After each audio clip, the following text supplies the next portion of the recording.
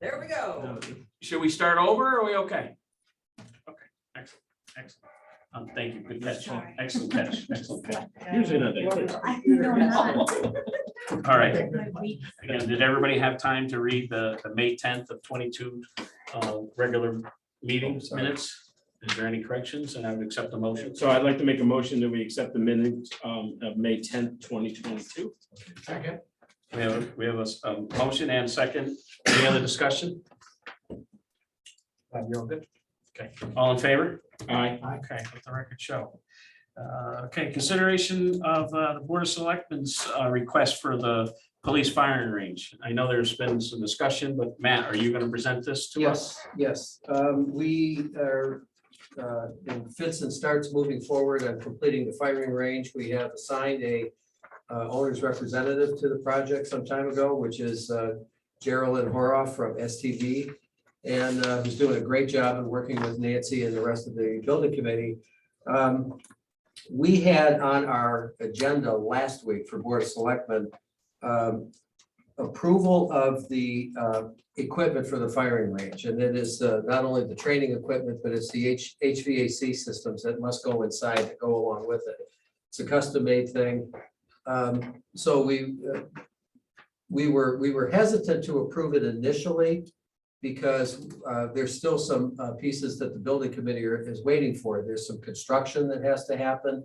Then there needs to be a contingency built in, and it was getting very close to $1 million, which of course would trigger a referendum. So we wanted to hold off on that. Then we found out that the price was about to expire on the equipment, and that original price was in rough numbers $775,000.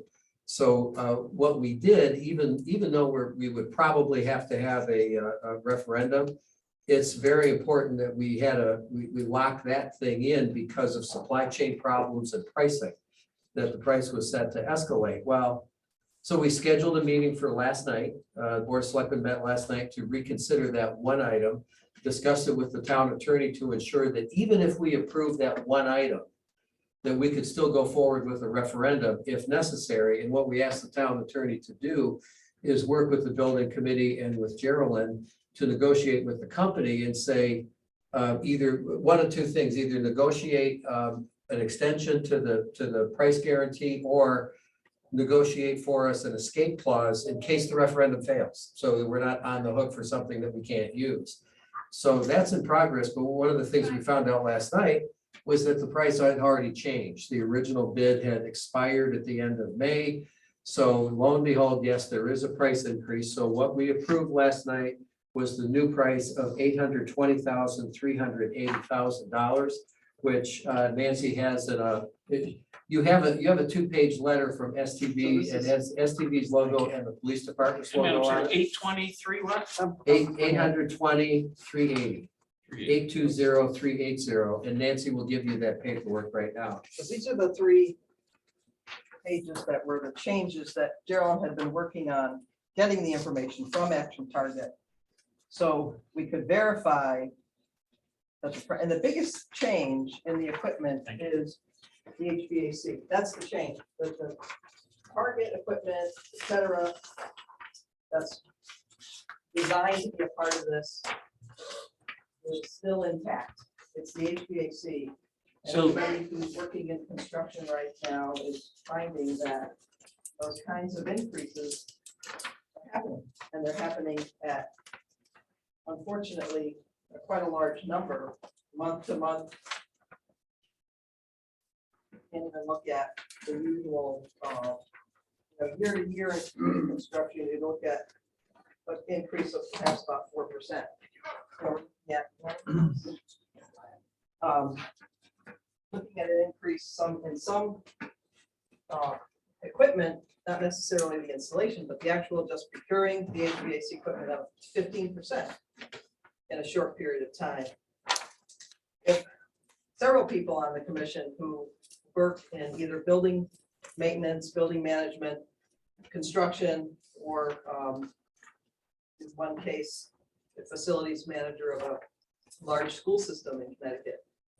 And they're looking at pre-buying some of their HVAC equipment that they want to put in, let's say 6 months from now. But they're gonna pay for it now, buy it, have it sit in the yard, and the warranty doesn't start till it's actually installed. So, in knowing that the Board of Selectmen was putting a special meeting together to look at this again, Carolyn spent time getting back and forth with Action Target, who that's who we've, especially with a lot of input from the police department, chosen as who we want to supply not just the Target equipment, but that specialty HVAC system that needs to be part of the actual range itself. It's the largest chunk of the overall budget. So in putting together a preliminary budget, we were just under $1 million, now we're over $1 million.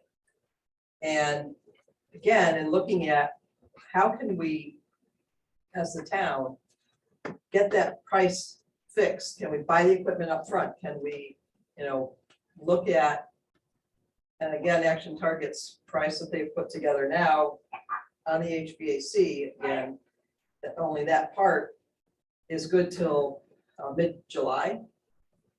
And there could be another price increase. Is there a way for us to get July- the process going with July Action 15th, Target? right. Either a purchase order or some kind of sign, something to get them started, so that that price doesn't increase again. Because as it is, Action Target has said, because they manufacture and put together all their own equipment, except for the HVAC, which is something provided through all the, Dicon, Aon, with whoever. And they have given us all along a 5-month time frame of when we say, yes, go ahead, sign something with them till the time that they're ready to come and install it. And that's still intact, that 5-month time frame.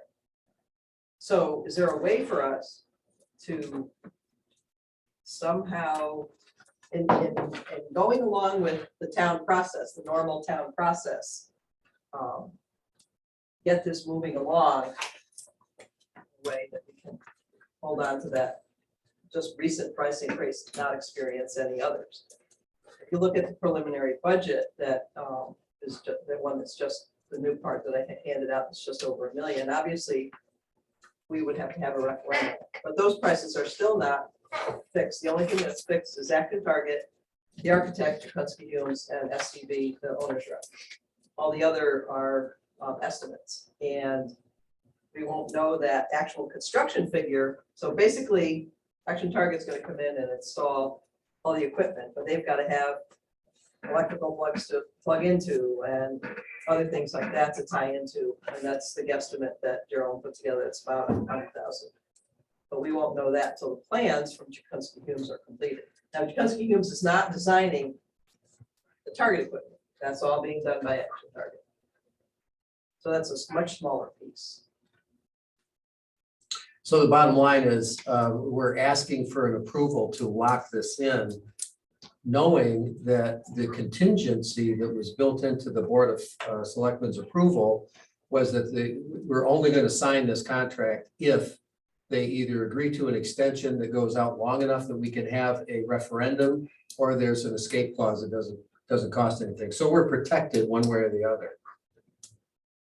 But we want to approve this so that Action Target they're not in a position where they have to send us another price increase on July 13th.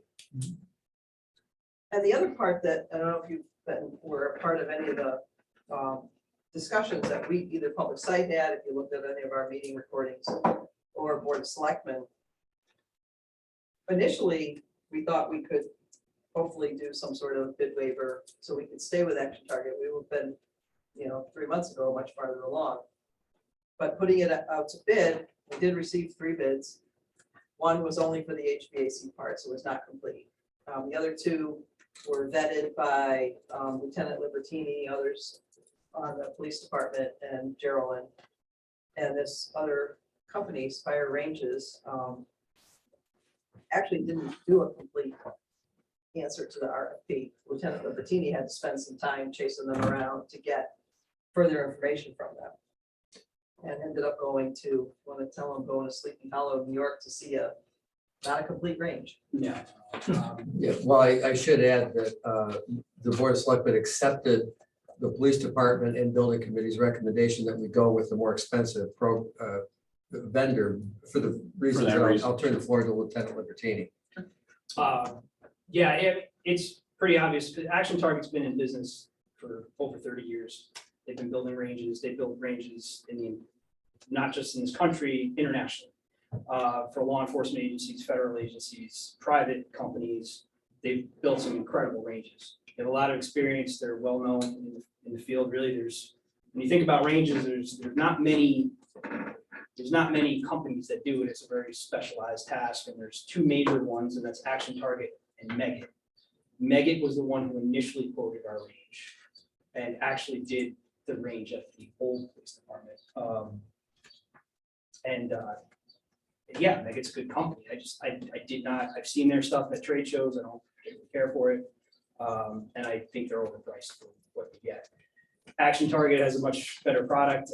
Their cost, they have been excellent. We've been working with this guy for 5 years now, since 2017. Same guy. And their patience is for a relatively small range. They've given us a lot of attention. So yes, fire ranges, they've only been in business, I think, 5 or 6 years. It's my understanding that the CEO of Fire Ranges used to work for Action Target. So some of the things that he kind of pulled from Action Target, I'm not saying he's stealing corporate stuff, but his targeting system, I can tell you the one that I saw, and all they did was put in turning targets at the Sleepy Hollow Police Department firing range, which is their police department is in the basement of a fire department where the range is in the basement of that. So, and you thought our range was bad. Just wasn't impressed with the equipment. And again, I wasn't able to see their backstop because they didn't do it, their air handling system, because it was the same one that's been there since the 80s. And any of their other equipment. So they don't have any law enforcement ranges in the Northeast. The closest one was like Utah. So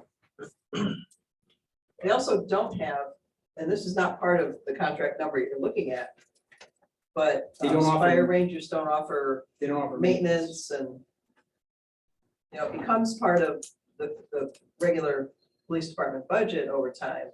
But if they don't have anybody locally regularly doing that, So what kind of costs would it be? The two biggest maintenance items on the range are the filters for the air handling system, which they're expensive. I mean, there's some of these filters are like $300 each.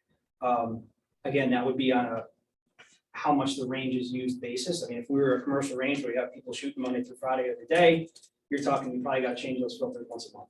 How many hours you're putting in? I guess. Yeah, so I would expect maybe once a year, if that, for replacing filters.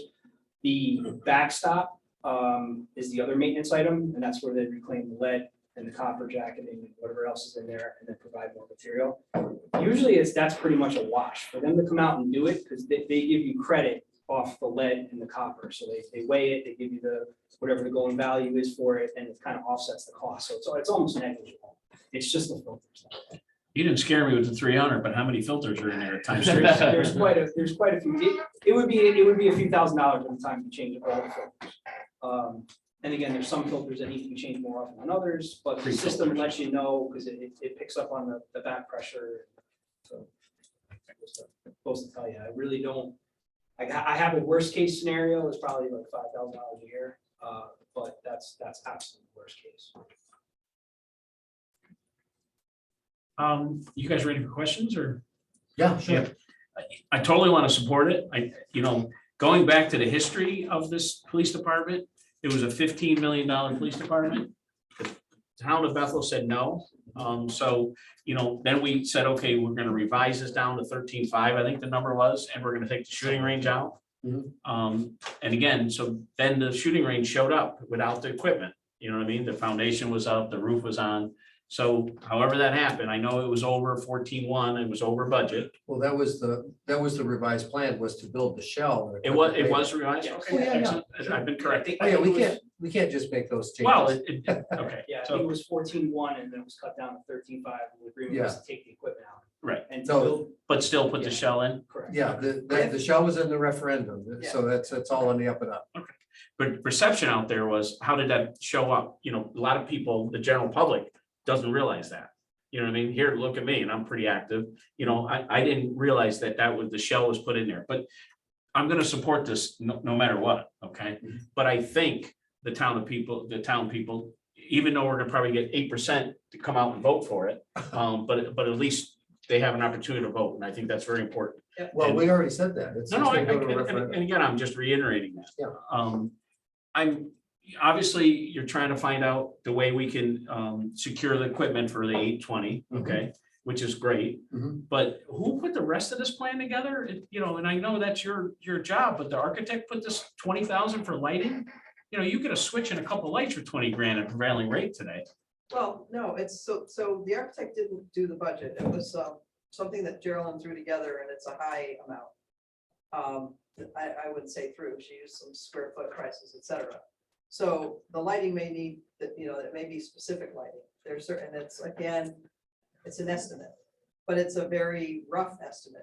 Well, When that's we what I'm get- worried about, you know, But this Well- is not the cost that we're gonna go to Let referendum. me, okay, let me reassure you, there's nothing in that building, in that shell right now, and so it needs oh, everything, of course. needs everything. It needs air handling and filters, conduit, lighting, electricity, all that stuff. So that's an estimate, but when we prepare this for a referendum, it's gonna be with actual bids, not the estimates. Okay. These were just placeholders on the high side, just to make sure we didn't undershoot it. So we'll go to referendum with a full actual bid. Okay. Yeah, With a decent contingency. sure. Or a professional cost estimate, whichever you choose to do. If you put it out to bid first, then obviously you have the numbers. If you put together a professional cost estimate, depending, based on the plans, because the plans aren't complete yet. The Jakunski-Huden plans for what's listed there in that little budget, preliminary budget, basically some MEP. The good thing about working with Action Target back when the shell was being constructed was that we had the opportunity to make the building tall enough, A, and B, to leave a big hole in the side of it, which kind of isn't a hole. It's basically temporary block that's going to be busted out. So all this stuff can be brought in on a forklift, lifted up and put in place. Labor costs would have went through the roof trying to get that Yeah. forklift access. You know, going back to, you know, Lieutenant, is that what you wanted? I heard that you wanted some kind of tactical Oh, no, no, setup, so- but the ceiling wasn't high enough? Well, no, so what it is the original design for that building was done by Jakunski and Humes. With in mind, they were gonna put Meggett's equipment in there. However, they designed. Is this a their- brand? I'm sorry, Megan? Meggett's another company. I'm sorry. that- Yep. It's the They architectural had, firm. yeah, they had decided that was the equipment they're gonna use, that's what they based the building off of. I thought the price for the Meggitt equipment was, at the time, this was 2017, through the roof. I didn't really like their stuff, so I started looking into Action Target. Action Target, thank God, they said, well, send us your plans, and said, well, look, we'd love to do a range for you, but based on how that is spec to be built, our equipment won't fit in there. So they had to raise the height of the ceiling a couple, 4 feet. 4 feet or something like that. So that's what they did. So now going forward, when I got the quote, there was something called a tack house. And the tack house, all it is fake walls that are 8 feet high that I can arrange in like a floor plan, and we can go in and do room searches. We can use our simunition guns, which are our left lethal gun, shoot each other with them and stuff like that. But that's what the idea was. However, and again, this decision is not mine to make. This is up to the chief. We had target retrievers. So the target retrievers, the rail system that they sit on, sits low, too low for the walls to stand up in there. So the tack house, we can't use the tack house. So if we spent $25,000 on the tack house, we can't fit it in there. So we have to make the decision is, do we spend $50,000 on the target retrievers and not get the tack house? Or do we axe the target retrievers and we're 30,000 in the black because we want the tack house? So that's kind of like what we need to have a final decision on. Obviously, there isn't really a rush to make that decision because So what are you getting for this 820? so right now for that quote is, I don't think that the tack house No, is it's not. included there. So it's the target, it's 5 lanes, 25 yard, full tactical range. What that means is by tactical range is have you ever been to a commercial range? You stand in a booth, target moves to you. Yep. You stay still. A tactical range, which most police facilities is the target stays still and you move. So But somebody said, well, it would be nice to have target retrievers. My opinion is we don't necessarily need that. So back to my question, what are you getting for the 820? So for that, you're getting a 5-lane full tactical range with the target retrievers, air handling system, targeting system at the back. They give you like an iPad, everything, control everything, lights, targets. They have pre-programmed drills that you can run, so the targets will move, they'll turn, they'll do that sort of stuff. So with the media, the air handling system, and the electronic stuff. And the installation of all equipment that's supplied by Action Target. Their reps are gonna come in and put it And in. that's a lot of steel too. So for a tactical range, you need what they call ceiling baffles. The ceiling baffles are big AR like 400 steel plates that go in that have to hang from the ceiling. So that's a lot of cost there. Yeah.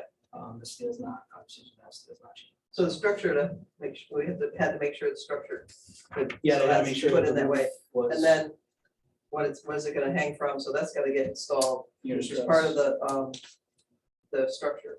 Is those plates hanging off the bar joists that are No. sitting on the CMU block walls, No, they're hanging off of unit struts that are gonna be on the ceiling. but coming off the ceiling? Yes. And the ceiling's rated for it.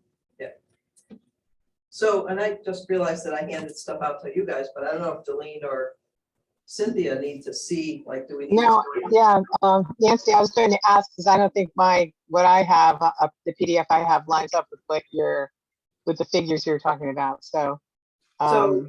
So it would need to be screen shared. I don't know, Deanna, if you have that stuff to do it, or whether you need me to hook up and. Or if you have Isn't it, it just, isn't it just the one 45. Oh, So thing it's- that it's- changed? It's the same thing that you were given in, if you got stuff in an email. okay, so the 775 is now 820 something. 380. Cynthia, it's the same as the email, and the only thing that changed was contingency. And Matt, correct me if I'm wrong, the cost of the equipment, instead of Yes. 776, it's 820 now. Yes. Right, that's what I thought, so as long as I understand that those are the Right, two the things. new bottom line is $1,065,000, so we are right now over the $1 million mark. Oh, okay, thank you. And then the only thing I handed out also was Just this. an email that had come from Yeah, so Action it Target. just- So we printed that, they got that, and basically saying this is how long this is why we had the price increase, et cetera. So as I said, that, if you look at that million plus, it's a million, not even $1,000,001 right now. The largest amount is, The 800 for that. yeah, the Action Target, But realistically, this is gonna be $1.2 million. could be. I have a We'll question. see, wouldn't surprise me. Yeah, of I'm course. sorry, go I was ahead. gonna- Bobby Joe, would Bobby. you go?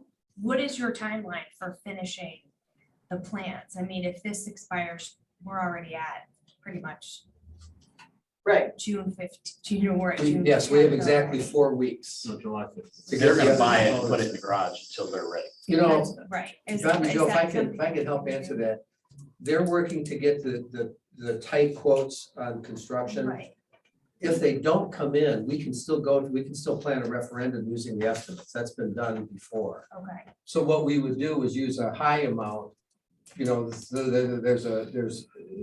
not gonna undershoot it. Right. Put a healthy contingency in it, but we can still schedule the referendum and move forward. So there's really no Okay. danger of not being able to do that. and then is it possible, I mean, just throwing it out there, is it possible to purchase the HVA system ahead of time to like secure that? I mean, I don't know if that's something. They're That's- getting- That's what we're doing tonight. Yeah. Because the Action Target package includes the HVAC. The 820 is for the HVAC and the target equipment. It's But it's only in if there. you Building pre-buy. improvements. it's Yeah, only the that's what- HVAC, so you have to understand too, that in the range, that rectangular range is where all the equipment goes, where that HVAC is gonna be. I don't know if I wanna call it behind the range, how would you describe It's it? behind the range. Behind the range, so it's attached to the police station. And there are 2 rooms, one storage and one is, we can call it a ready room. And Well, those- there's storage, there's a ready room, and then there's a control room. Right. Yeah.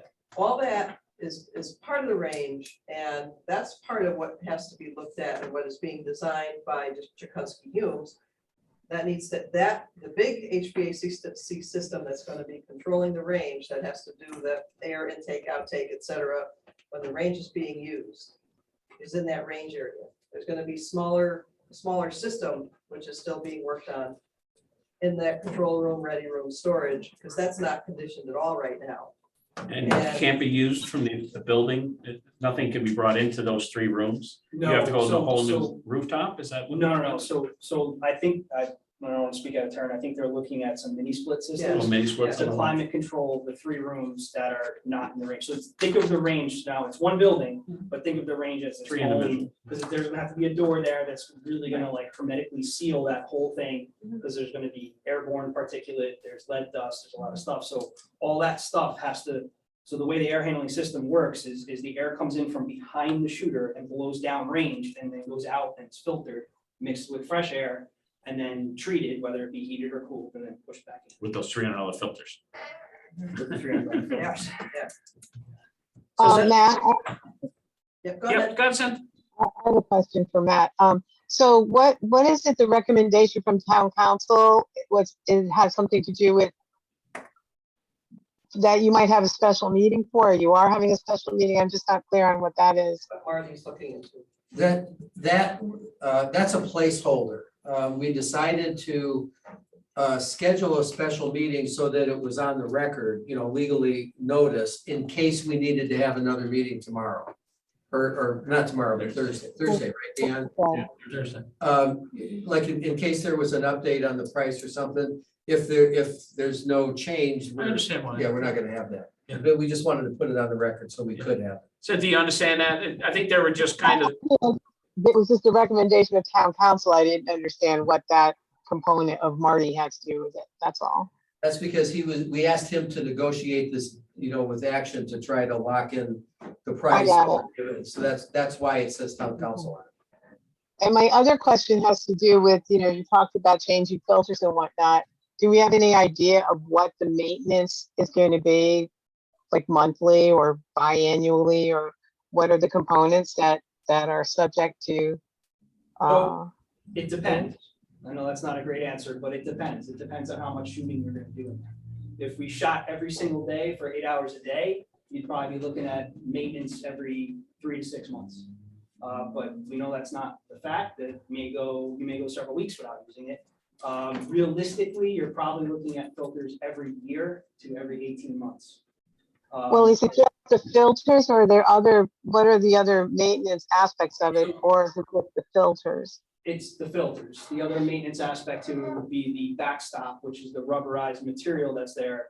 After time, and we're talking hundreds of thousands of rounds, that will need to be cleaned. So the way they do is they come in with a giant vacuum, they suck it all out, they separate the lead and the metal from the rubber material. They shoot the rubber material back in with additional new rubber material, and then they give you whatever the going cost is for copper and lead. And Right.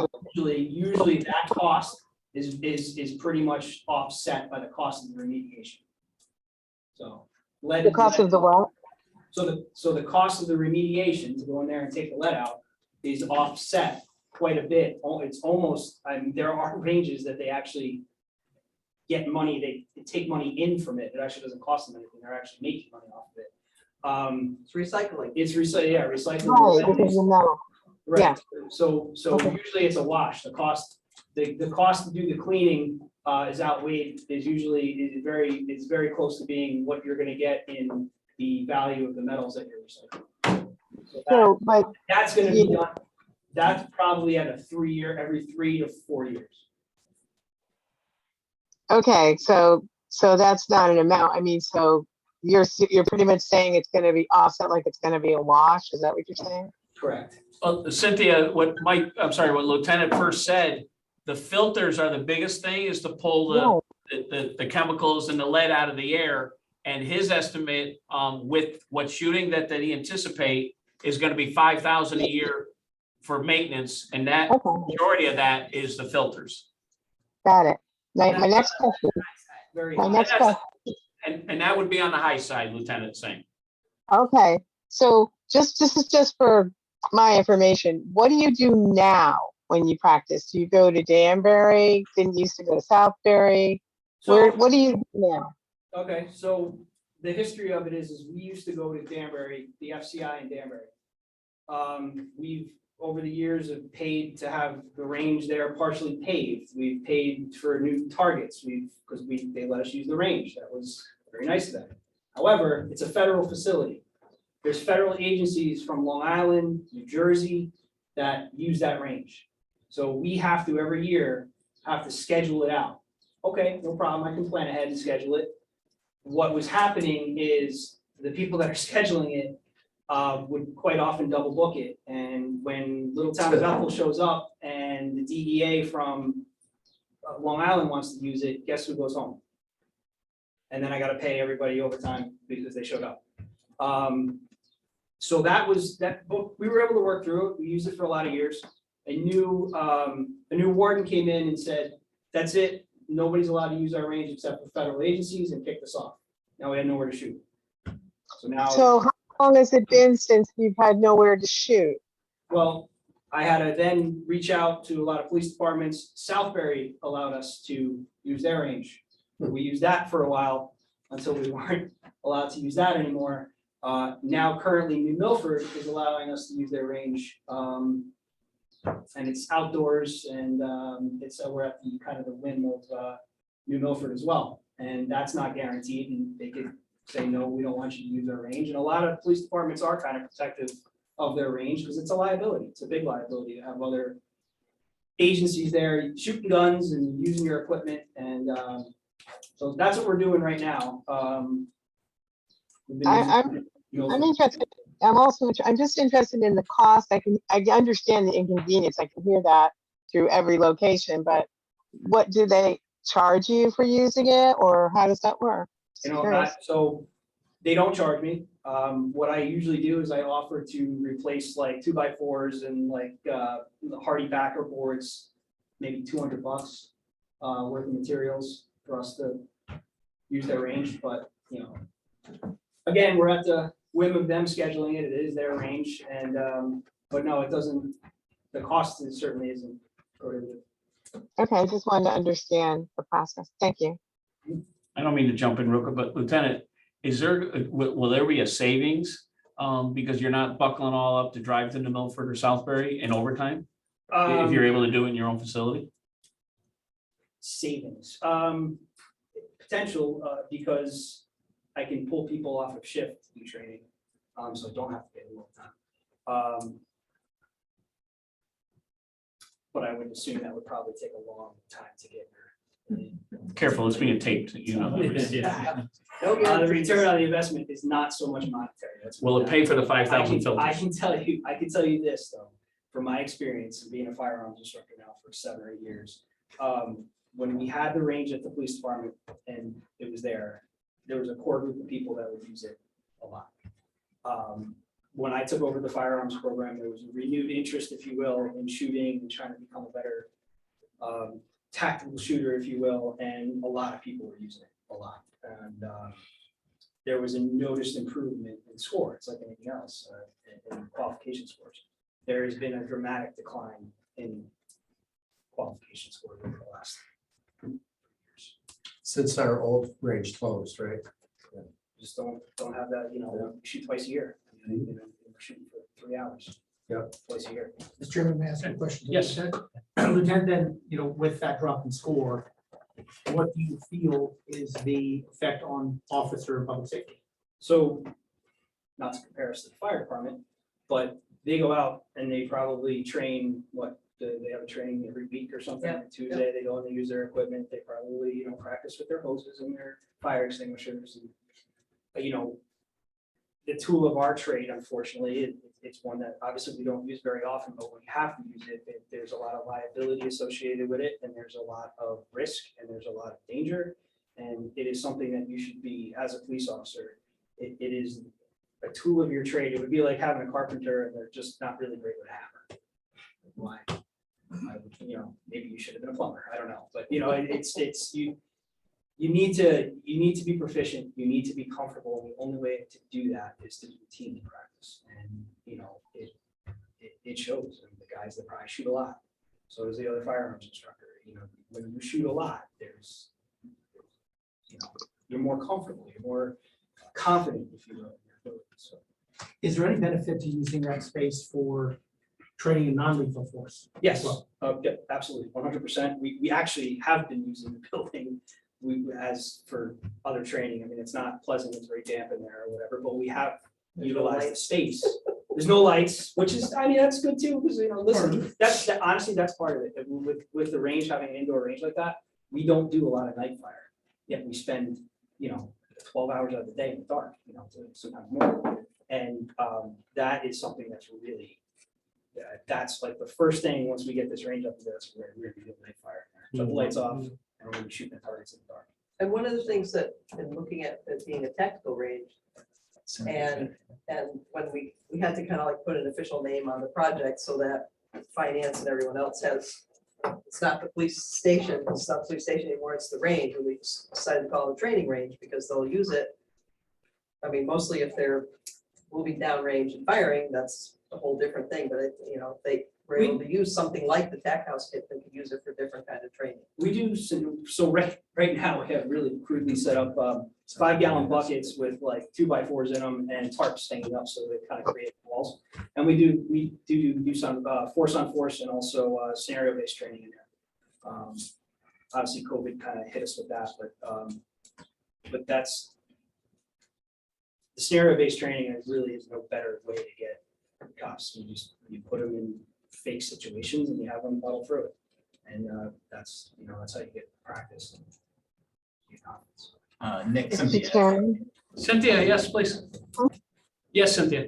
Now, I'm gonna ask a question. I really don't know. So just understand, I have no idea if this is even possible. But is there any potential for any revenue? Like, do police departments, can they give courses like for pistol permits? Is that a thing? I don't know if it is or So- not. No, so in order to give, so I'm a state certified firearms instructor. I can teach other police officers how to use guns and Okay. the laws that go along with it, but I am not an NRA instructor, which is what you need in order to get your pistol permit. Now, Okay. as far as generating revenue, there isn't anything to say that if the chief wanted to allow other departments to use the range, they could, and they could charge them. My issue with that becomes now you have to schedule in other departments. They're paying, so do they get priority? What happens when they come in and they break something? What happens when one of them comes here and gets hurt? So a lot of agencies don't allow use of their range by other agencies, only in emergency situations. So somebody from another department will call me, hey, we just got a transfer from this agency, I need to qualify and quit, can I come and use your range? Sure, not, I have 50 guys that I have to qual and run a week and a half class through, can we use your range every April for 2 weeks? You don't really see that a lot with, especially with indoor ranges. But I'm not saying you couldn't do it. That would be up to the town, that would be up to, because like I said, it's a huge liability, you're on town property and you're from another agency. I understand, but if somebody was coming in to use the range, would they not have their own insurance or have some sort of, I mean, it just seems. Well, yeah, all right, so if you have a group of police officers training in there, they're technically on duty, they'd be covered under workers' comp, there's nothing to say they're not gonna sue you anyway. If they get hurt in there. Because there's liability on the part of the town, because we own the building. There's We have definitely the- liability, I mean, they trip and fall in the parking lot, I don't know, it's just, there's always something there's always some liability, even if there's always liability when somebody else is using your stuff. Not to say that, like I said, if somebody got hurt, God forbid killed, yes, they'd be covered under workers' comp technically because they're acting as a police officer and being paid by their agency to do that. We can't we can't have an open shoot one night. Come down and shoot whenever you want, Nick, how's that? As long as I'm there. I'm not a target. As long as I'm there. Yeah, you can be a moving target. that's- I wouldn't get out of there alive. If you're giving that offer to Nick. I just want to fire the first shot. Oh, You don't wanna work- No knee shot, okay?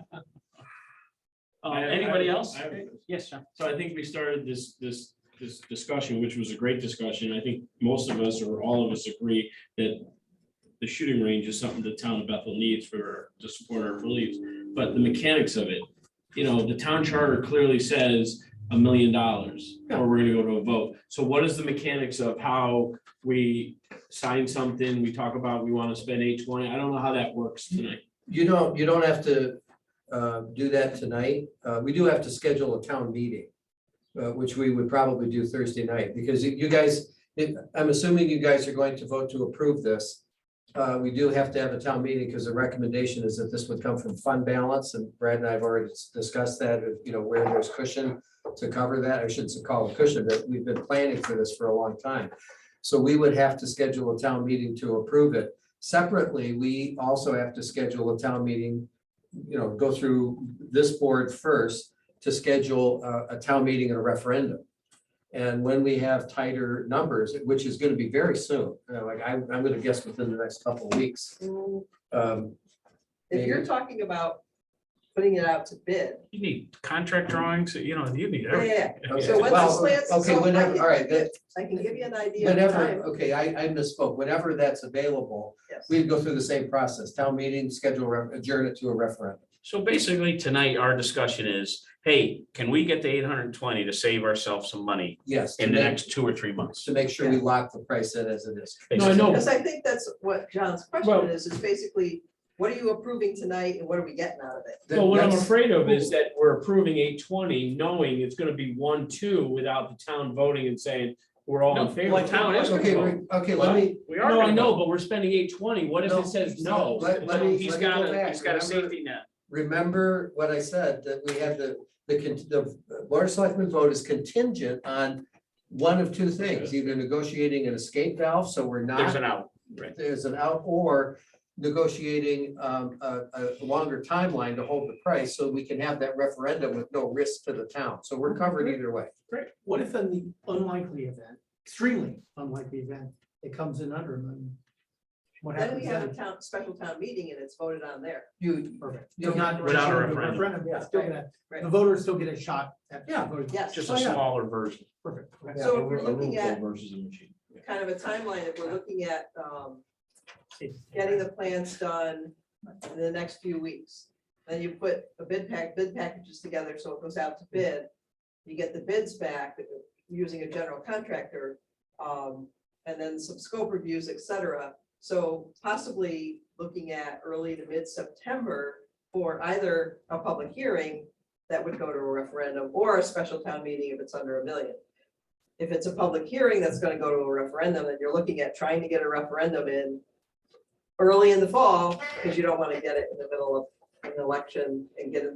And Speaking from September. experience in my other job, you don't want to have a referendum in the middle of an election because it creates all kinds of problems. So who is, obviously, the owner's rep is not doing that. Who's getting the bid packets together? Jacuzzi and Humes? So it No, would either the be owner's rep. Chikunsky Humes I'm or sorry? a The owner's general rep. The owner's rep is gonna get the documents ready for the Yes. bid? with assistance. Yeah, she'll get assistance, but she's From- coordinating all that to put it Because together. it would be, we would want to hopefully get a general contractor on board first, and they would put all the bid packages out. Yeah, but Geraldine's she's gonna. And cover there's that. another fee for that, obviously. That was in It's- her scope. But of that's practice. part That was in her scope, correct. Yeah, so Yeah. we, STV and Geraldine, and her team working together, you, and I think you too, approved an amount not to exceed 49,000, that's in the budget thing. 49.5, I think it was. Yeah.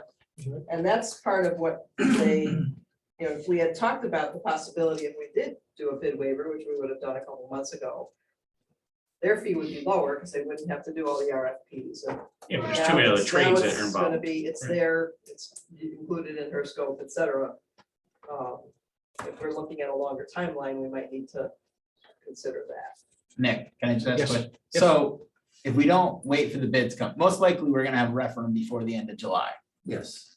A But that- referendum? But that's not Yes. gonna include, Yeah. that's We've not already gonna be talked the about that. bidded. Because you're gonna construction shoot high amount. on the dollar amount. You're gonna is go that shoot kind of- high on the dollar amount, because you're not gonna be able to get the bid results, the final bid results for the construction before July 30th.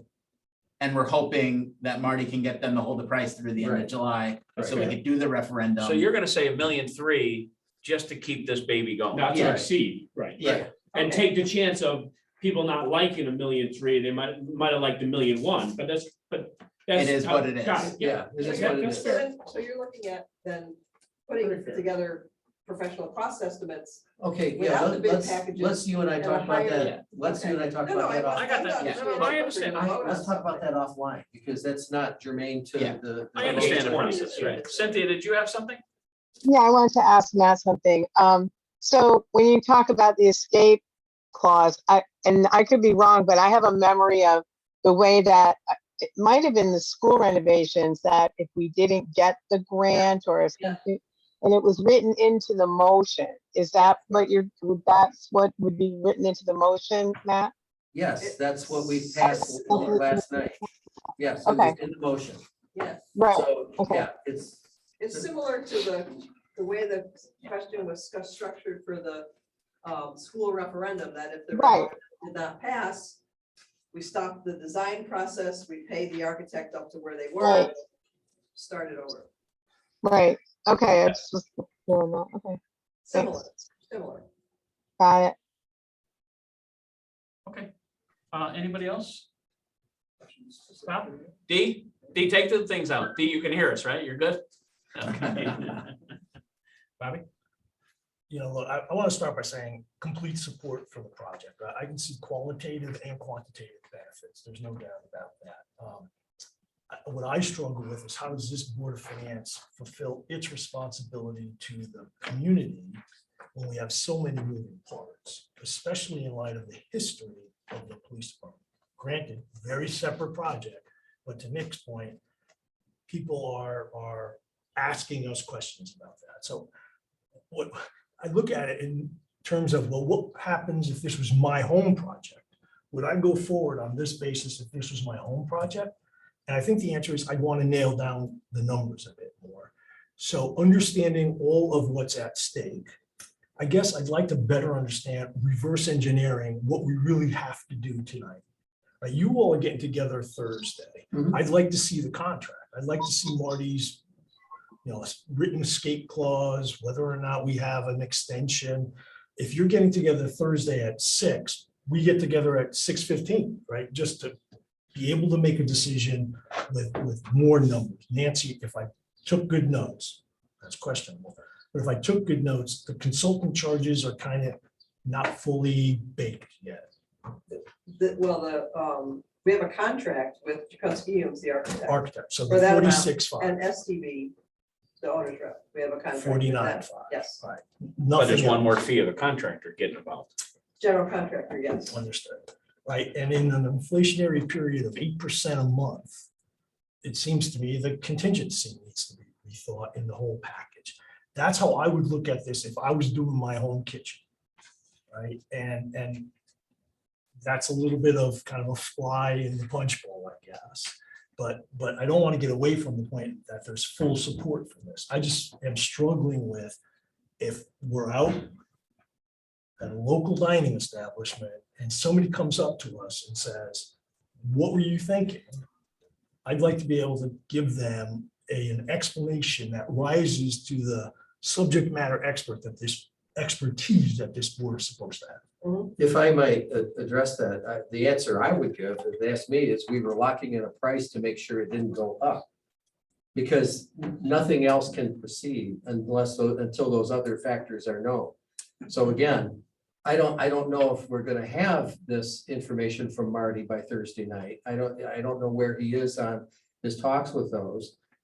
We built in the escape clause so that we can, we have up till July 15th to know one way or the other. Are they going to extend it? Are they going to give us an escape clause? So I don't know what we would talk about Thursday night. What we're asking July No. 3rd. I'm sorry. so we're just asking for an approval on this part of it tonight, knowing that there are 2 risk escape clauses built into this and the Board of Selectmen vote that will let us either back out or we will know all of those prices, all of the other costs too, one way or the other before we go to a vote. Referendum. Yeah, before we go to a But- referendum, but to- townwide to- referendum. To Bob's point, though, should the Board of Finance be setting what that number is Because if we just say right now, we just kind of give you, I guess, it feels like I'm giving a blank check. Well, we're only giving you each No, money, the one number. Let that me, we let got. me be very clear. We're not asking for that upper number for the whole referendum. That's later. Understood. All we're Board asking, Finance would step in at that point. yes, yes, this, That's what I'm just making sure. you guys are completely covered. We can't do anything with the referendum without going back to you first. So I mean, you just would want set you to the have some, number for the the referendum. second is, I just Yeah. want you to have some comfort on that. That you don't have to wait for any, in fact, this is why we're kind of in this predicament, to tell you the truth, is that there are so many moving parts. And we were waiting for this and waiting for Jakunski Humes and trying to assemble these things. And in the meantime, the damn price went up. And we're trying to lock that in so it can't go up again. And it would be a great assistance to us to have that assurance that we can say to Action Target, you know, we've got this, lock it in, you know, before we get to the 15th of July, you know, something is going to happen. And, you know, and Marty will probably have an answer for us way before then, but I don't think he's going to have it by Thursday. So, but what you're saying is you were thinking that, let's say Marty did have the information. You have a special meeting Thursday night, you have a special meeting right after that and approve whatever they approve. Yeah, I know, but I'm not recommending that, I'm trying I'm just to add, explaining what. I know, but I'm trying understanding to, what I'm Bob trying is not saying. to add more moving parts to this and more Right. more meetings that I don't even know if my colleagues can come to. I don't want to commit to that. But Right. we current, the 30-day letter, and by the way, is this the genuine letter from Action Target? It's an email. Rex Shields? That's a great name. That is. What's That's his name. The dude's name is Rex Shields. Yes. That's a fantastic. I've been working with him for 5 years. And he's, Action Target has flown out here twice. to work at our range, And Rex came out one of those times. So, And yeah, no, his name is definitely Rex. That's outstanding. Yeah. It's not a stage name or anything. There's actually, I got one better for you, an FBI agent named Bullets Campbell. No. His first name is Bullets. Can I get his I autograph? I saw that, I thought it was a joke. No, it's not. All right, so this letter gives us to July 13th. Yes. 13th, right, I'm sorry, I misspoke, 13th. It's just futzing around the edge, right? But, Okay, so today's 14th, a little bit less than 30 days. well, and what, again, given the size, given the history, given our responsibility, I'd like to have, it's just me, I'm one person on this, board, so usually could be outvoted 6-1. You're important to me. so That's only if Lieutenant gives us access to the Yeah, range. exactly. Come on down. You know, to me, there's just, again, a lot of moving parts. And if it was my home project, I would try to take it as deep to July 13th as I could to nail down as many of these. Mark, I listened into the Board of Selectmen meeting, and there was the fantastic suggestions right regarding an escape clause, perhaps extending the open period. Mr. Steiner brought up the point that a lot of these numbers were still moving. It just seems to me we would be benefited. We're not, again, it's not bringing any doubt into our support for the project. We're just understanding the numbers. Because we learned, I think, from the police station experience that I think we want to make sure the numbers are nailed down. And the contingency tied to a GNP. Those are the kinds of things I think we as a Board of Finance, because again, in our system, right, I know some of the surrounding towns have different systems, but in our system, the Board of Finance is the financial expertise, and I just think that's our responsibility. Wow. Now, let me just Go ahead. reiterate, there's only one number to understand tonight, and that's this thing. I totally agree on the other numbers. We got to get back to, we owe you those numbers, but we're just asking to take away one moving part to make this a little bit less complicated than it already is. Knowing that the town is 100% protected.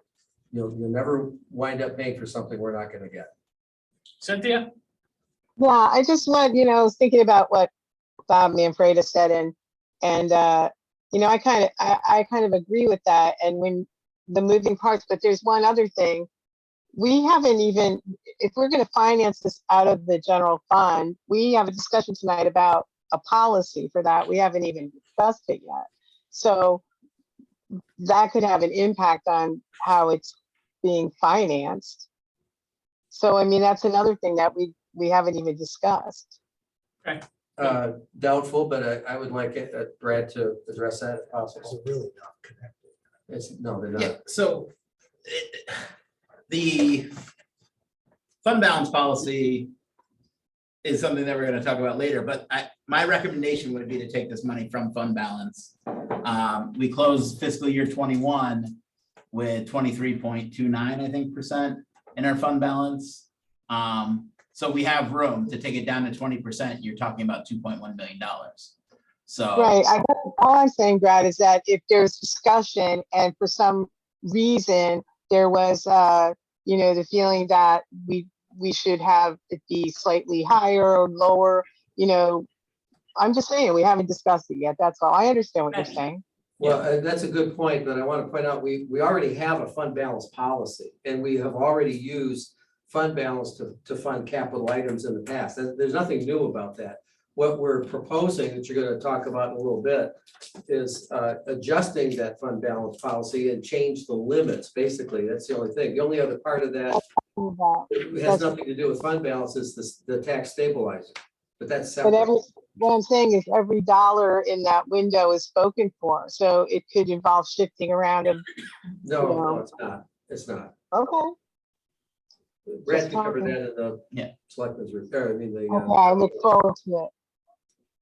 I have one question. Yes, gotcha. So Bob, to your point, is it less important, I guess, now that, I guess it's open that this is definitely a referendum item to go to the Sycamore and hear people say, why are you doing this?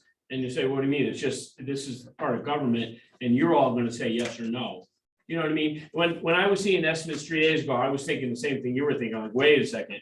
This is all on us because it's under $1 million. The fact that it's over $1 million and regardless, the town vote is gonna decide yes or no. Does that help lessen what your feeling is right now on that we should lower it down? You mean ease his mind? It's a great question, John. I look at this as if we have input into how the town votes. I think you all probably have had some of the same situations. Just by People come- presenting, Well, yeah. people come up to us and say, hey, I'm busy. I got a lot of stuff going on in my life. What do you think about this? And you give it to them objectively, knowing that ultimately they're gonna make the decision. But I personally have had a number of times when people have come to me and said, well, if you explain it to me that way and you support it, I'm gonna support it too. So That's fair. I take the point that, look, in the end, the people are gonna vote. Mhm. That is our Either way. system. Yeah. But I do think they look to us, again, in our system, we are the financial experts. And I just think people will Agreed. want us to weigh in. If I can use your analogy, if I'm renovating my kitchen and they haven't started pulling out the walls. So there might be some plumbing back there and there might need to move some conduit. I don't know that. But I still want to lock in the price of the cabinets and the white goods. That's all we're doing. We're locking in one component, That's fair. risk free. The townspeople are gonna have a vote, whether it's under $1 million and it's a special town meeting, or if it's over $1 million, it's a referendum. And so that cost, this 820 is gonna be a fixed cost, it's gonna be a part of the larger cost. Instead Which of it. Could come in under $1 million or could come in over $1 million, just. And basically, I think we're eliminating that risk of, we don't come back here. If we could say in 6 weeks, we come back, because that's what it's gonna take, we come back in September. And we look at this, we may now be looking at equipment numbers of 900,000. Yeah. And that's right, so it's, I don't see I like the out, you know what I mean, like that it's risk-free, and we're just saying, okay, let's lock in this 820. So that we know we have it fixed. I've got my cabinets or I've got my whatever at that fixed cost. They're still gonna have to come back before we say, yes, let's put this out to a referendum. And if somebody were to ask me, that's exactly what I would say to them. I'd say, we voted to lock in that 820, knowing that if it didn't pass at referendum, we weren't on the hook for it. Yeah, And I take. So, but what's the we have to- likelihood We don't know that we have an escape clause. That's what I put my Unless they commercial accept lawyer it, hat on. yeah. I'd like to see the contract. But the Right, and we're escape is saying we're that- not signing anything unless there's an escape. But we're giving an approval to you. But, Without saying, but based but on- the Board of Selectmen, I am not authorized to sign it unless there's an escape. Whether We're asking for your approval, so I mean, I that can- would be in our motion, you're saying. Yes, yeah, you It's could, your you don't motion, need to, right? but you can put it in your motion. That too. we It- want to it's- in their review, can we motion. put it in there that we want to review? In protection, can we put it in there that we want to review the escape clause? Before If it's that's what, signed? well, I don't know that you have We're not a a legal lawyer. right to do that, but the town attorney Review. had me put it in the motion so that if one of those two conditions is not met, I'm not authorized to sign it, even if you approve it. I can't do that. Those other things have to be tied up. I was just thinking, look at the bright side too, if there's a miracle and we get quotes and those other things come in, it's under $1 million, we're committed to a referendum anyway. Because we have to go through that process. So it's still gonna come back to you. It's still gonna go to a referendum. And like I said earlier, you're taking the risk of giving it a 1-2 or a 1-3 and scaring the public with this number, and it might be lower. And it might be Yeah. higher. I don't, I mean, who knows what'll happen, that Nancy could probably dig into this later on with Geraldine, but right now it's a little under 1.1. I don't see it going much more than like 1.1 something or one, Yeah, I maybe. figure 1-2. Yeah, I mean, I don't see that as a significant difference that's gonna make or break the thing. And I don't because- think 150 in a referendum is gonna say yes or no. The Right, town still thinks it's important and they're gonna vote for it. I totally agree, Yeah, yeah, absolutely. right. And the final number that goes either to a special town meeting or a referendum, whichever it ends up being, comes from you. You approve it, the Board of Yeah. Finance approves it. And that's the final number that would go to either a special town meeting or a referendum.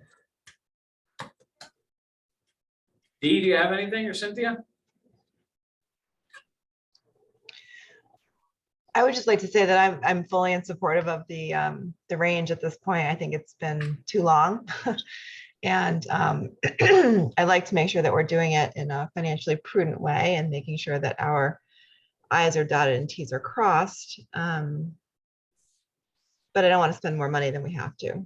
So if we have some assurances that we can get out of this if we need to, and that the contract is just a formality, then I would be inclined to vote, for this. I'm also not opposed to waiting until Thursday, if it's really Thursday or Friday or Tuesday, to get the final number so that we, know going in exactly what we're in for. We won't have final numbers by On the Thursday. whole The project. only On the thing whole we project. might have is if Marty has been able to negotiate with the company. That's the only thing that we might or might not know.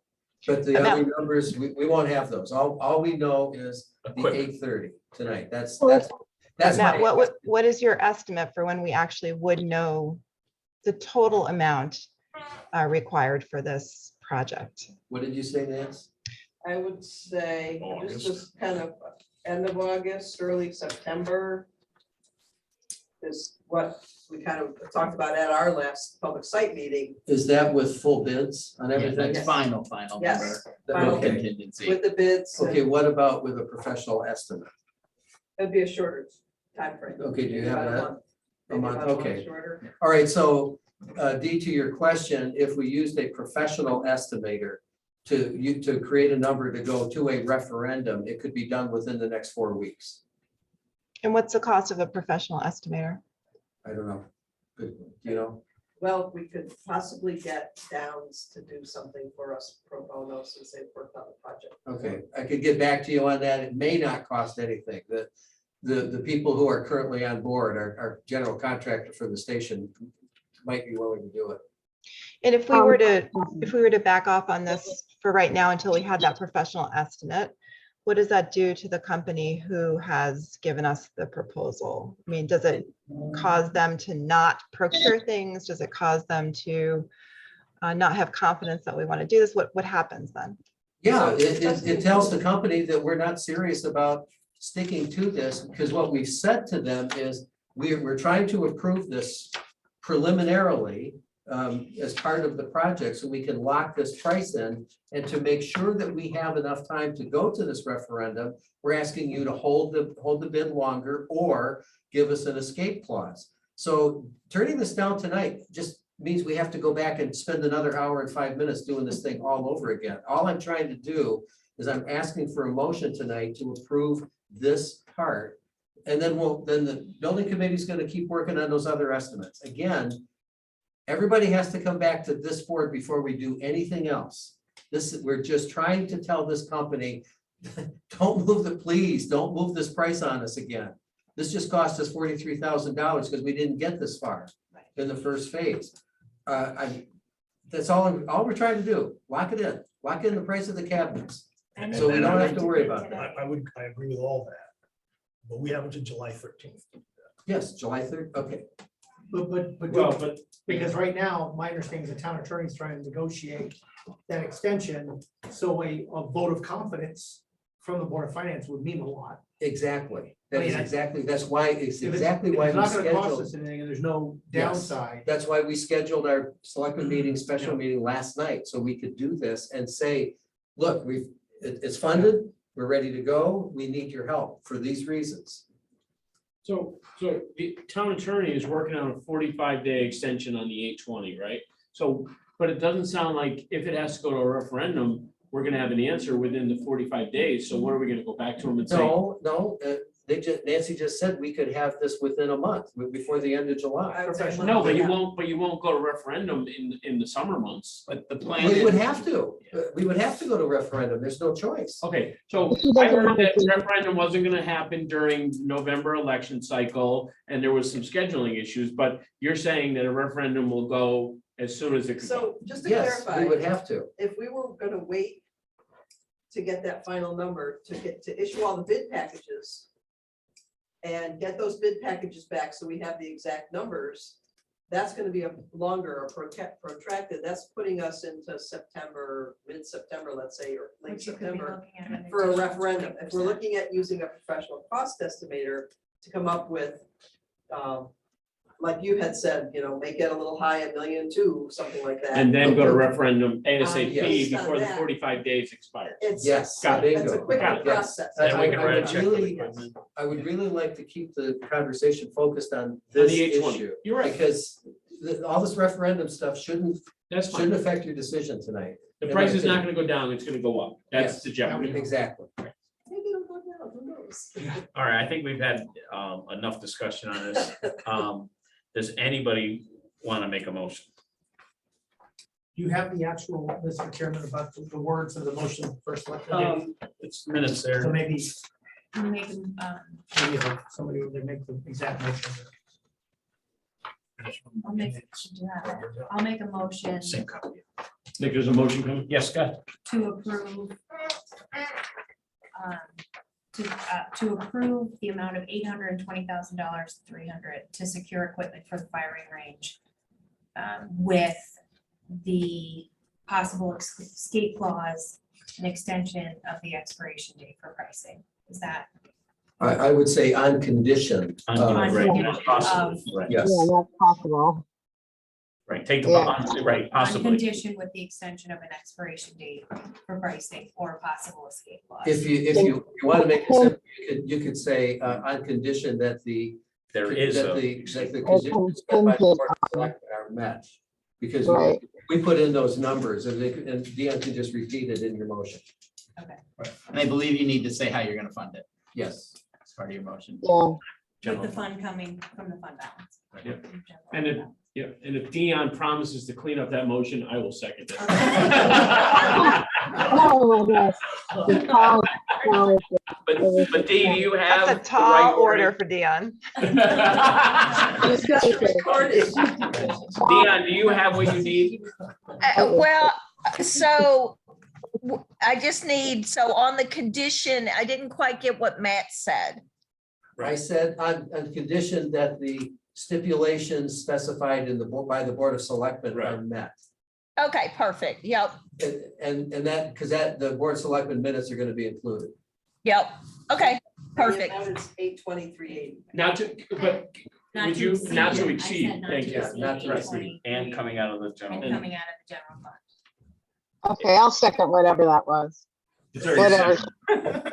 So Dion, who's actually getting the credit for the motion? Yeah, she's getting a new pen right now. Everybody, everybody. Right, just put everybody down. Show us your red pen marks. So, Going counts. we have a motion and we had a second by John. Cynthia, John did the second quickly. Oh, okay, well, That's what that's you get for fine. being on Zoom, so, okay. All right. And not So, at high speed. is there any other discussion on this matter? Motion? On this motion that was presented? Any other discussion? Any other discussion? I'll, everybody in favor? Aye. Aye for saving money. A nay? Bob, thank you. Oh, look, again. But where was Cynthia? nothing- No, not about Nothing raising it. against the project. Yep, just the Cynthia process. and Dee, did you vote? I voted yes. They were yays. So I They have were yes. is one no. One holdout, huh? I understand why he's holding out. I know, exactly. That's and a I give him lot of well-reasoned credit hold. for that. You You're- can all make fun of me No. in a year when it comes in exactly at 8. Welcome to my world, Bob. All right, let the record show it passed with one no and is it 6 yeses? 6 yeas. 6 yeas. Mr. Chairman there, I know you have an add to your agenda at some point, the suspense list from the tax collector. Is that from Paula? Yeah. Yeah, I just didn't want to forget about it. Yeah, definitely. I do have that here. Usually we You handle want to it. do it now? We're gonna make a motion to add it to the regular agenda? Sure. Yep. I made a motion, Bobby Joe was trying to I second seconded it. Excellent. All in favor? Any other discussion? I'm sorry, I'm Aye. adding something. All in favor? Aye. Excellent. Let the record show. Thank you. Are you gonna? I'm not gonna, well, I can talk about it, I guess. So the tax collector, every year moves, what she deems as uncollectible to the suspense list. She needs you guys to vote on it. There's, if you read the letter of why it's on the suspense list. Yep. You guys do this every year. This one just happens to be 28,763.26. What is it normally? It jumps all over the place. I mean, is this high? I don't think this is high. I think this is probably in line with what a lot of the other ones are. A lot of times it's motor vehicles that they know they're not gonna get. It's one of the reasons that the state's been trying to lower the motor vehicle rate. It's the hardest thing for us to collect because they move. You know, you don't pay your house bill, they'll do a tax sale. Yeah, they'll take your house. Right. Brad, so is this a step that now she can put in collections to see what's can be done? I believe so, yes. It's an important step for that person. Yeah. Okay. Bobby? You like to make a motion? I haven't seen your name on the minutes in a long time. Not true, I seconded. the It's been almost a adjournment. year. God, Yeah, I'll make a motion that we accept the tax collector's suspense list as. Second. we have a second. Any other discussion on this? No, D, you're good, Cynthia? Okay, all in favor? Yeah. Aye. This is- Okay, let the record show unanimous. Thank you, Brett. After that last vote, Bob, you did good there. He's my guy, I'm telling you. Everybody's gotta have a guy like him. All right, number 6, consideration of the fund balance and the tax stabilization policy. Oh, Which one's Matt, would first? you like to Yep, start? this is, these are two separate things. The fund balance policy is one you already have. If you look at the draft that Brad and I worked up together, it just changes a couple of parameters. The other one was many years out of date. It called for a minimum fund balance of 10% of operating funds. Long ago, and when I say long ago, I'm reaching back to the Malloy administration, which is not that long ago, but when Malloy started monkeying with revenues and threatening to push the teacher retirement plan onto all the municipalities. And if you've never heard that story, Bob Kozlowski and I were at the annual membership meeting of the Council of Small Towns, and Dan Malloy was the keynote speaker. And this is when the state was in serious financial trouble. The pensions were blowing up, just draining the state general fund. And there was a lot of hand wringing over what was going to happen. I remember Dan, I don't know if you were you. I was sitting there, yeah. Malloy I stood remember. up in front of 135 people and said, Before I left Hartford today to come to this meeting, I looked at all of your fund balances and you got more money than I do. And we all went, uh-oh. So that led Uh-oh. to a multi-month effort to push all that billions of dollars of financial liability, future liability onto the backs of towns. And that was the year that the state could not pass a budget till I think it was October. So after that, the bond rating agencies were quite spooked. So they said a 10% balance in your local fund, seeing as how you're so reliant on state funds for education, is not going to cut it. So they want to see a minimum of 18% or higher. So the fund balance policy, technically, according to the charter, it can originate with the Board of Selectmen and go to you. It can originate with you and go to us. But so we did it this way. You have to make a recommendation to the selectmen and then the selectmen adopt it. The second thing is the tax stabilizer is a new policy. It's actually being proposed as an ordinance. As we have discussed for many years, bond rating agencies don't like to see towns buy down their mill rate using fund balance. Although, and it's generally not a good practice. It's just like dipping into savings every year until you run out of money. However, if you structure a program and put very clear limits on it, and put clear limits on what you can put into it and clear limits on what you can take out of it, and you pass it as an ordinance, that actually is not only well received, it can actually enhance and solidify your bond rating, because what that tells the financial community is you guys have your act together, you've got discipline, and it's a benefit to taxpayers. So just like in this last budget season, when we were able to come forward with a 3.44% operating increase because of all the pressures, upward pressures, you know, the tax increase, the mill rate change was 0.98% because of the fact that the comptroller and the assistant comptroller, deputy comptroller for years had been planning to have that debt stabilizer fund. So this is just a corollary to that. It allows us to take portions of previous year's fund balance when necessary to stabilize the mill rate so you don't have big jumps. You know, when there's say there's a drop off in state revenue or there's some big cost factor that you have to deal with. The best run towns have these. I will confess publicly that I stole the language from one that was highly rated by the bond agencies and just changed a few of the names. Brad put in some of the parameters that he would like to see, Lieutenant, which thank you can find in this, you know, the highlighted areas are the changes that Brad made. So we submit this for your consideration. You don't have to vote on it tonight if you want to spend some time studying it, but we would like a recommendation back from you. If you want to suggest any changes, that's cool. We'd like a recommendation by your next meeting at the latest, because that would have to, you know, go to a public hearing too. I would like to add one thing that Matt was saying. The 18 to 20% that we're talking about that the bond rating wants to see, it's from Bethel. Westport, Greenwich. Yeah, that's true. Wilton, they're fine with them having 8, 9, 10%. Yeah. But why is that? It's because they're twofold. One, they've been AAA forever. Oh, So they've been AAA forever and And they've we're had a scared. bond, they've had a fund balance in this single digit or maybe around 10 forever. The other thing is the wealth of the town. Yeah. They know if they need to go out and collect $3 million, they're gonna go out and do a supplemental tax bill and they're gonna get the $3 million. That's how the bond rating looked at. Yeah. Look, if we had to do it in Bethel, which we hope to never have to do, we'd get it, but it'd be more work. Our taxpayers are different than of Wilton. You guys wouldn't be able to step into the Sycamore at all. Yeah. No, the Agneburger kills you already. Yeah. The other thing I will point out, just to run some history, here's what our fund balance was. In 2008, it was, I'm gonna use round numbers because it's easy, it was 9, 2009 was 10, 2010 was 11, 11 was 11, it was 14 and 12, 16 and 13. We had 18.9 in 2014. So, and then we went to 22, 22, 23. So 3 years after we got to over 18, we got a AAA rating.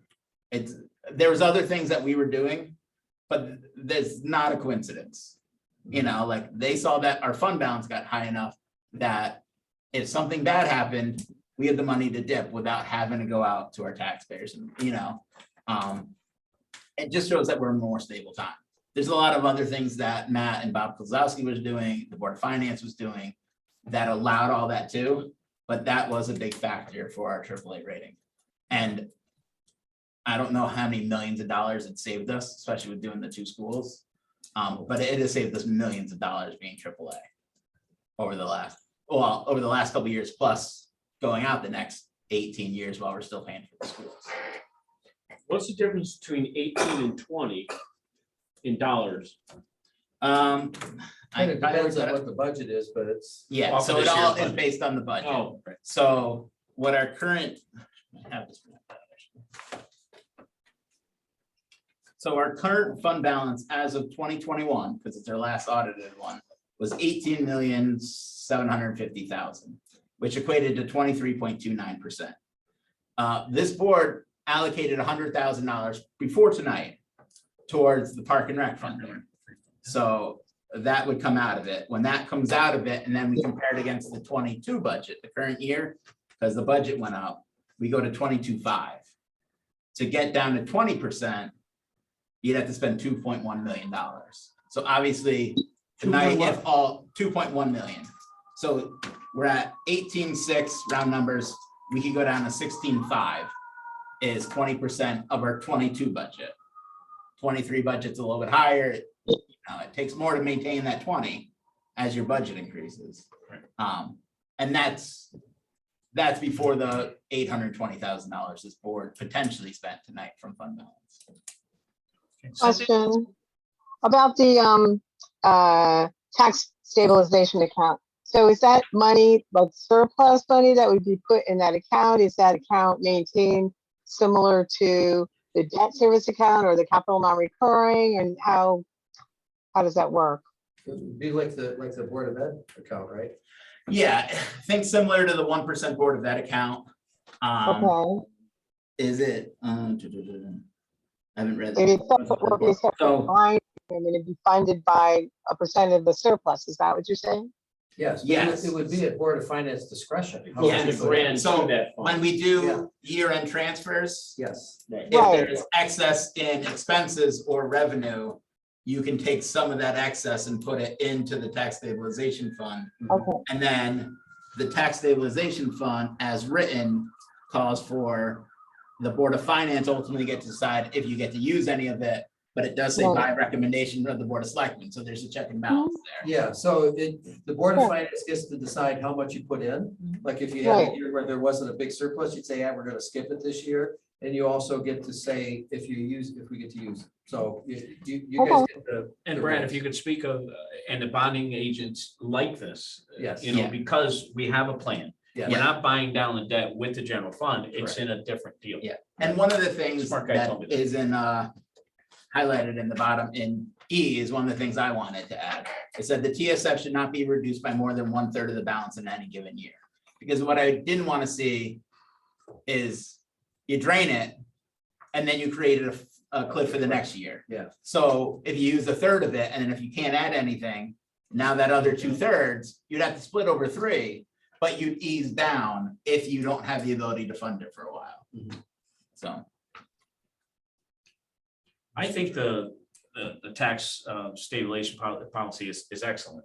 I don't know what that other number on the fund balance policy should be.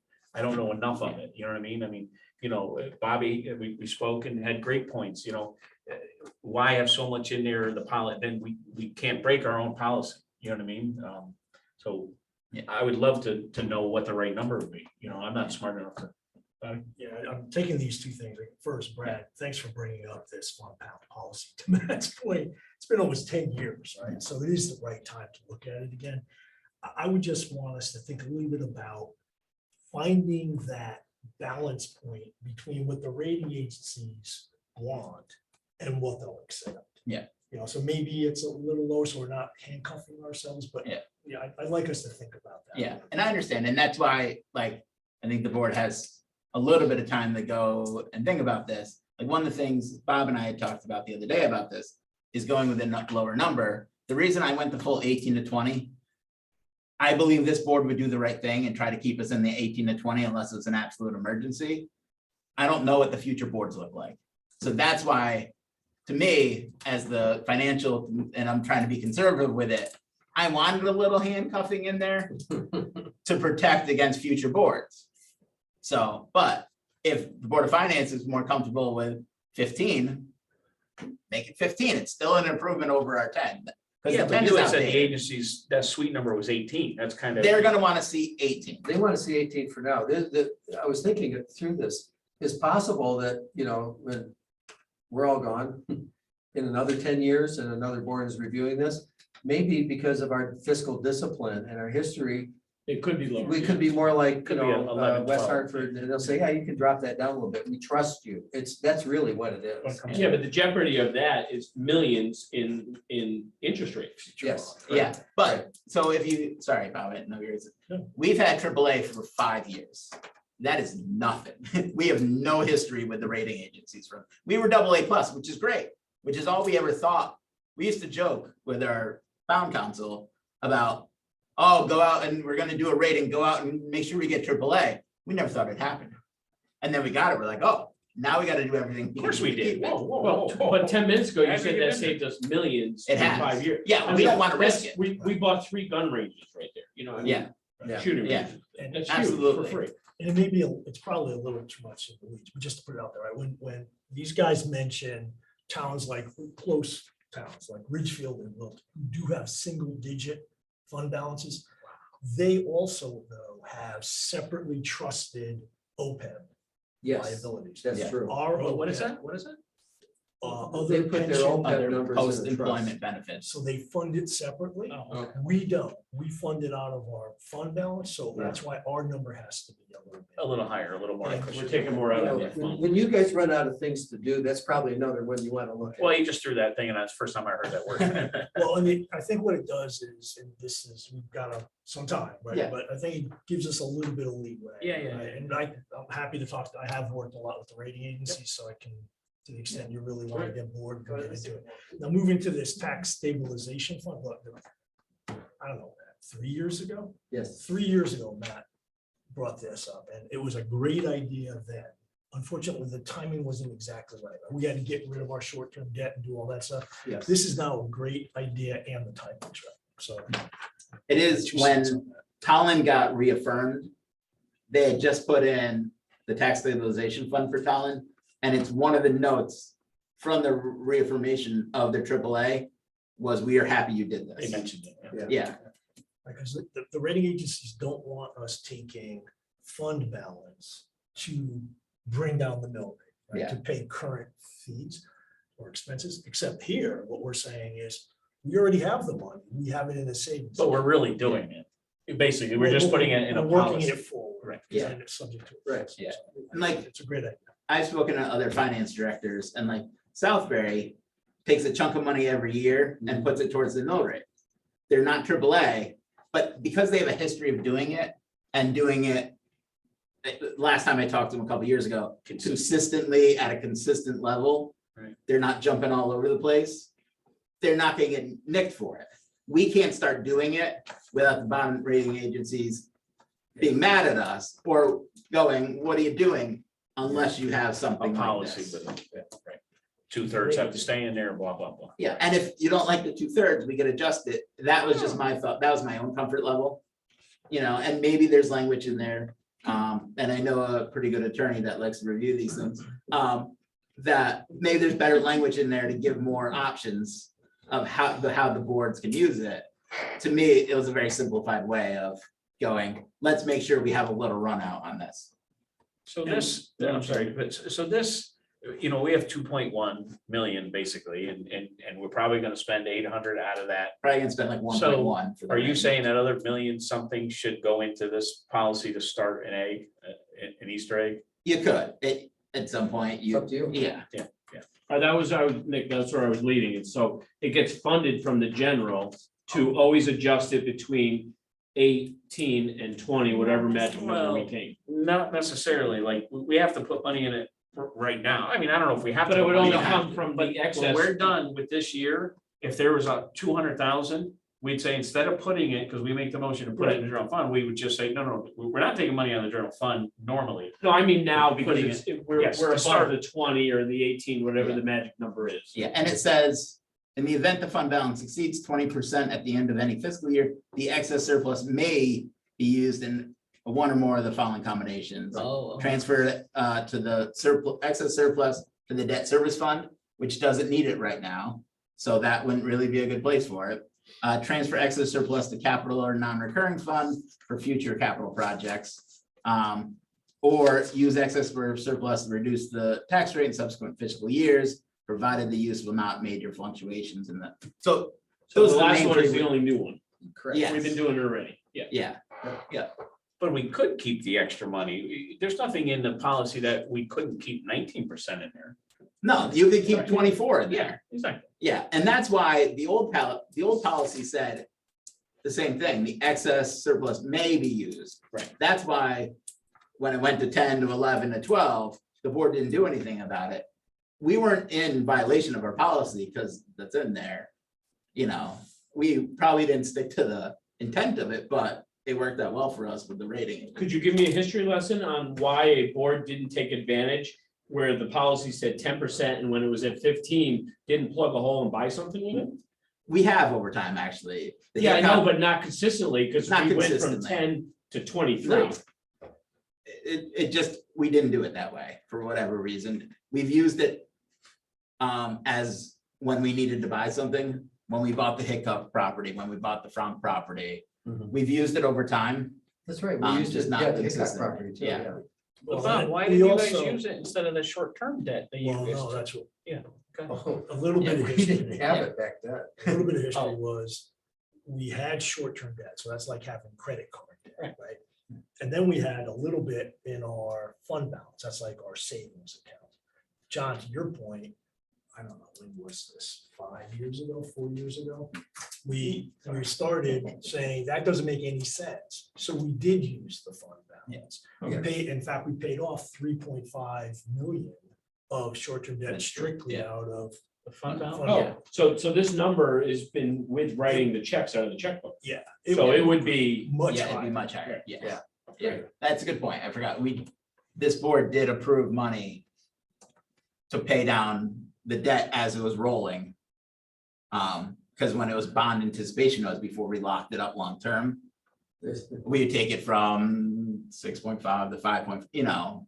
so Bob, so when you said this is crazy, we need to spend some of this, did you always have a number in your head that said, hey, we need to spend it because we're gonna get to this? Yeah, working with Bob and Brad and trying to figure out what Matt wanted to do on the capital side, right? Because that's their thing. We did try the very, I don't want to say tightly, but we wanted to create a glide path. Because remember Right. also, John, we were going to the rating agencies to ask for $40 million in bonds. And we didn't want to do Every anything move was, yeah. because they were watching. And in fact, if you read the debt analysis that they wrote for us, they noted that we were using the fund balance, but they also came to the final conclusion, but the number is still high enough. Good. Right, so we tried to kind of just thread that needle. Well done. And now it's, to Yeah. Brad's point, it's time to really look at this, and to Matt's great idea, use it as stabilization. It's also the same, because the schools are locked in now. Yeah. It's the same reason that we're using the debt service fund to manage our mill rate. Is what we're doing, With that $1 million. but but correctly and smartly in over 6 years. Yeah, So, and with restrictions. Yeah. So it's got a fence around. Great. Couple of questions. So this will be done as an ordinance, which means you guys will have a public, Board of Selectmen will have a public hearing scheduled Correct. once we approve it. Right. Okay, second thing is, the way it works, for us to transfer anything from the fund expenditures, the Board of Selectmen has to initiate it. As it says, upon recommendation by the Board of Selectmen, we may authorize the transfer from the TSF. Is that something? yeah, so it's right in here, so. Yeah, but in the past, they've had full control over that, right? But this is a new one. The tax stabilization does say, upon recommendation by the Board of Selectmen may authorize. The Board of Finance is the one that gets final say, But they but it is initiate. written the by, purchase. that the Board of Selectmen initiate. But the Board of Finance can't initiate it, is the way I read this. So, Well, correct, but if you wanna change it. propose a correction to that, I don't know. I think that language was copied over from the ordinance that I read, so if you, I'm not, I'm certainly not married Borrowed, to yeah. Pasted. that. Because you, I mean, in our way of doing things in the past, the Board of Finance has had complete authority over like how much money to set aside for OPEB and, you know, all these other things. So you wanted to adjust that, that's up to you. Yeah, I was thinking we do it almost like what we do for capital non-recurring. We get to the end of the year, we do our transfers, and then maybe we. Yes. Right, and that's looking at the look at the policy, fund balance policy, this is now one of the options as policy is moving with. So I guess the question is, can the Board of Finance do this on their own? Or does it have to be the Board of Selectmen that does it? I mean, Well, I think what Matt said, that we could Yeah. change that, we We could could change revise that. that. how would, and- yeah, yeah. so how would we want to do that? Hey, Bob, what are your thoughts on that? I would wordsmith the document, which I'm happy to do. Yeah, go for it. We will not be offended. I can't speak for Matt, but I will not be offended.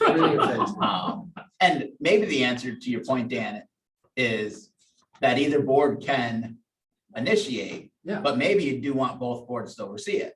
But I don't know, that's up to, you guys might say no, the Board of Selectmen might say, yes, we do, you know, like, so Any combination of. a little oversight isn't always the word, you know. I mean, you look at it this way, the Board of Selectmen could make a recommendation, whether it's in the language. or Right, the not. word recommendation Yeah. is just, hey, here's a good idea. Right. It's still up to the Board of Finance. I'm just, I I guess think I'm that would be asking, my I'm interpretation. asking the question because this says upon recommendation by the Board of Selectmen.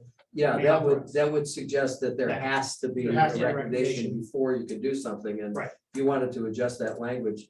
I can't speak for the other two selectmen, but I can't see that they'd have a problem with it. Should we say advice and consent? I don't- Cynthia, do you have anything, or D? I have Yeah. one question. Sorry, Cynthia, did you want to say No, something? go ahead. No, go ahead.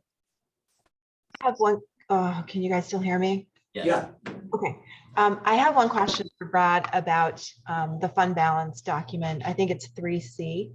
It says we can basically use some of that money to stabilize the mill rate if it's not going to create a cliff in coming years.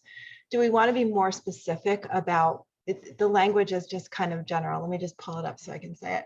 So it says use excess surplus to reduce the tax rate in subsequent fiscal years, provided the use will not result in major fluctuations.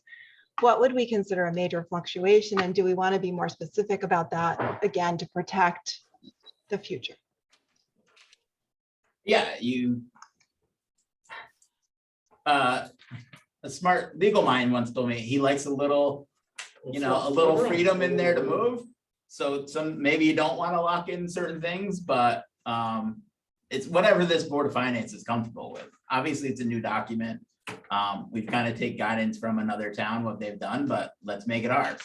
Well, I think that's the old document, right? That's from 2013. No, that is the, oh, yes, there is, that is because it's not, yeah, it's not highlighted. And So that is from the old.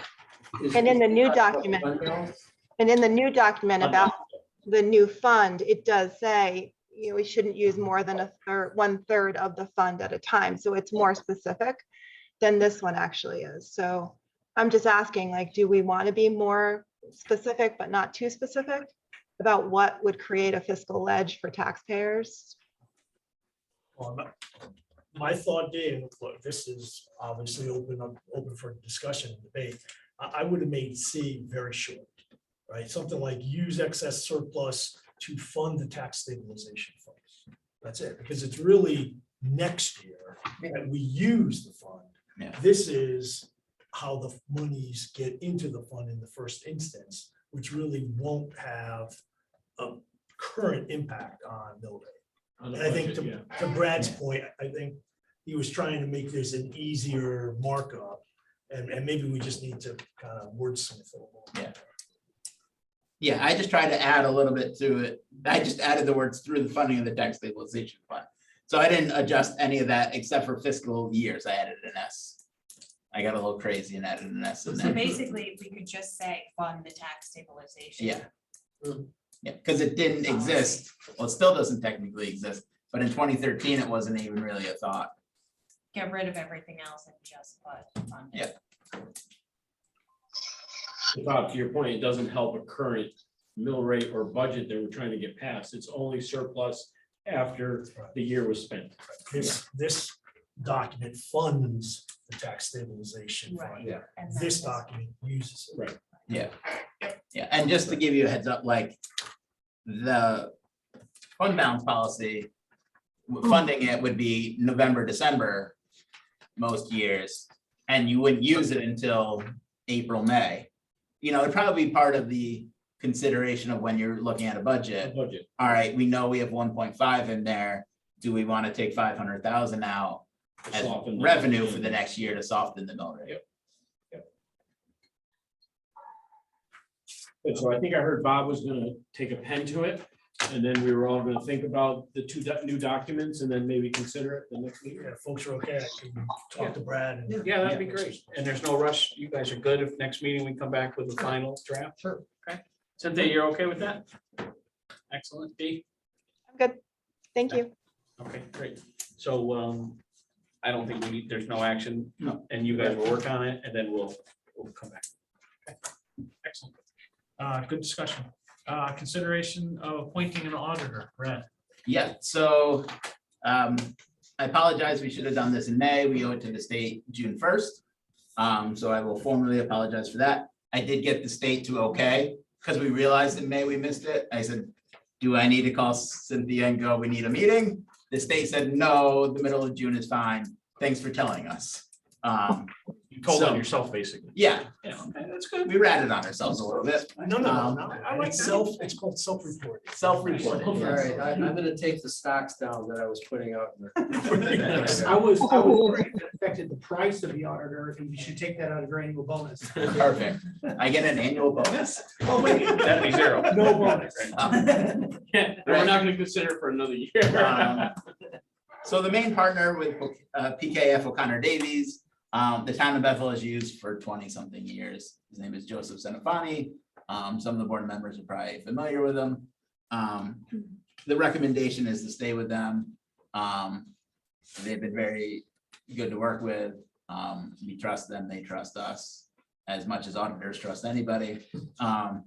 So the recommendation is to stay with them for another term. I will let you know, they did let us know what the increase is. They said, twofold. He said, one, we're not even bidding on jobs right now because they don't have the staffing to bid on jobs. New jobs, they have enough staff. to That's a cover their- tactic, yeah. Yeah, and instead of 10, they're gonna keep us at like 6.5.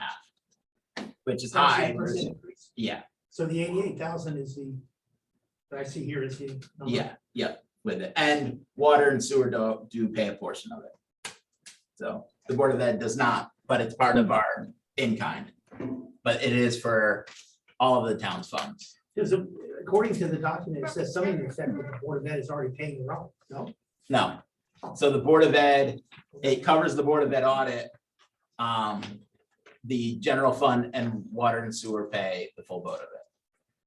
So, So it says the Board of Education will continue to be billed directly for additional procedures required by the State Department of Education. sorry, you are correct. So if the Board of Ed needs anything additional, like they have in some other years, they pay for that. This covers our general audit. Okay. They, Get through. nothing major happens, the bill's gonna be $88,000. If they have something additional on their end, usually it's the state's monkeying around with money and now it's bigger, it's harder to audit. That's where they run into that. They've covered that always on their end, so that's why it was in the top tip of my head, because we haven't had any additional costs for the most part. Another mistake. Anybody else? Cynthia, Dee? Okay. So I'd make a motion to keep the, hire the same auditor that we had in the past.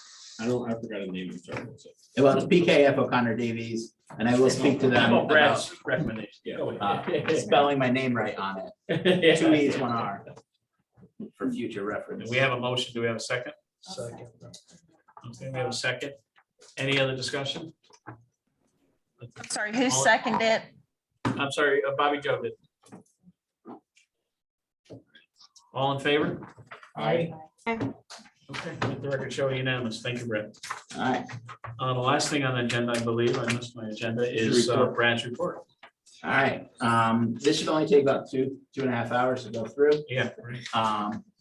The main thing I will point out, which is the thing I pointed out for the last 3 months, is utilities. We've reached the point that we're over the budget on utilities.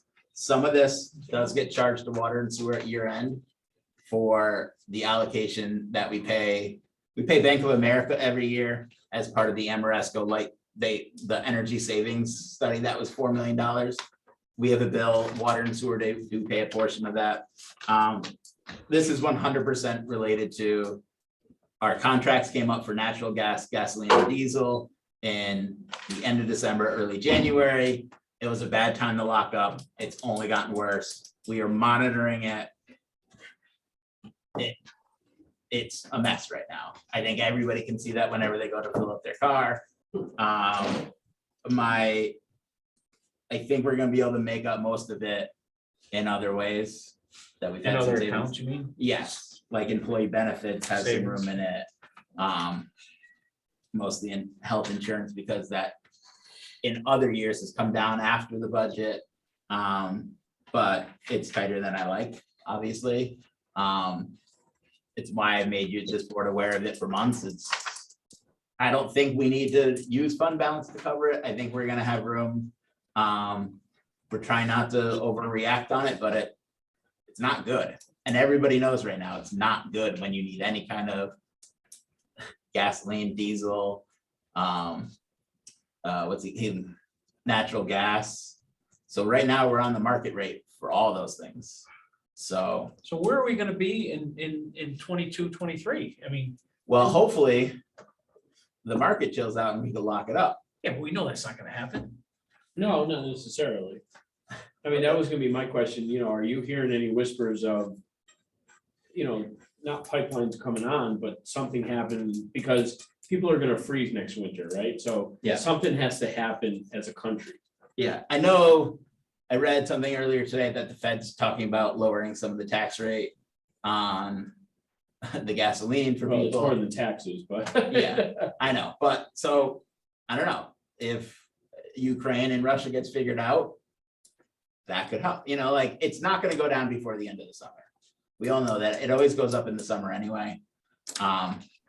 We're just gonna keep monitoring it, and we're gonna have to figure it out and conserve where we can and tell the kids to wear sweaters, I don't know, All right, Jimmy.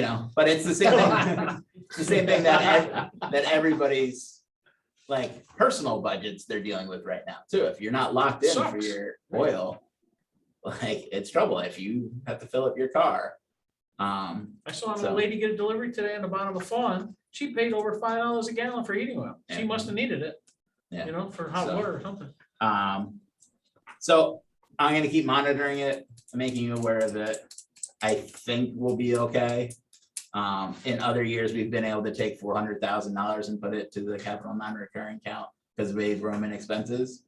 I would not bank on that this year. That's fair. The nature of how we have to budget that we can't exceed. Usually benefits, there's a little room because the state comes down at the last minute. This year, they're up. So I think the only thing we could do right now is continue to watch it, try to conserve where we can. And I'm just gonna make you guys aware of it as much as I can. So, and then if there's something that we could jump on, we will. I've talked to numerous, myself and Sevi and our purchasing agent, Sam, we've talked to numerous companies that do contract pricing for gas and diesel, and they're like, we'll give you a price, but nobody's locking up right now. Right. So, Bob, did you have something? Just a couple quick questions. Yeah. I know it's getting late. There are, to your point, there's a few accounts here that look to be coming in under budget. We have 1 month left, right, in this year. In fact, yeah, half a month, but bills will be coming in through Exactly. August. Any Yeah. sense where like the big hits, right? Employee benefits, miscellaneous charges. We know the police is probably gonna, with salary, take up the rest of that. Highway department probably takes up the rest of that. So highway department, they still just under $500,000 of outstanding work and bills for the road work is part of it. Employee benefits, it's the last quarterly payment for funding the pensions is the big piece of that. We funded it to the tune of 77 and 84% right now.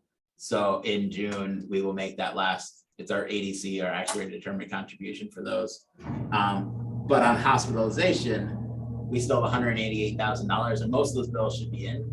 I'd have to confirm that, but that's probably the number that's hopefully gonna make up a lot of our utilities. So again, I Yeah. apologize for asking the question so late, No. but I Right think here. you're, Let's you've do got it. like a general, if comfort is the right way to say it. Yeah.